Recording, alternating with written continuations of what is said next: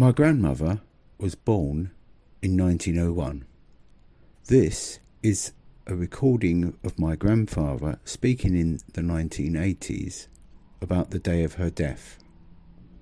Sadly, by the time I can remember her, she was already in her 60s.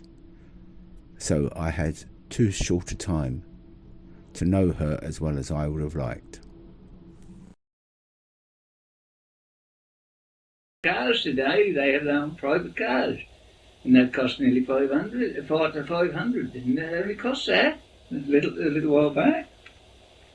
So goodness knows what to do cost now. She going on the morning, Yeah. and they come and knocking on the door about 3 o'clock in the morning to tell me that she passed away, and they'd like to. So I stopped at Tom here, because I knew I could get a bus to Ipswich at 7 o'clock in the morning. And I got a bus to Ipswich at 7 o'clock in the morning, and went straight up there, right straight to the hospital, and I got there, her bed was empty, you see, she'd passed away and was gone. So, time I was there, that was early in the morning. So when I got to the hospital, I turned round and they'd given me her clothes and stuff, you see. I took bits of it, 1 or 2 bits and pieces, and I said, well, you better make use of the other. I don't want to take them parcels home and different things that those there I left behind. I said, you better take care of them yourself, and left them. So she said, if you go and call back later, she says, you can have the certificate. You may be able to get the certificate. Well, I was up there and I couldn't do nothing. She'd been moved and from out of the bed and gone to the morgue, I suppose. So I walked back down into town and went for a cafe and had some breakfast. And stopped down there. Then I went off up the back to the hospital about 9 o'clock. And they rang to see things through, and they give me a signed certificate and one thing or other right away. Then I'd got to go down to town again and register all the details.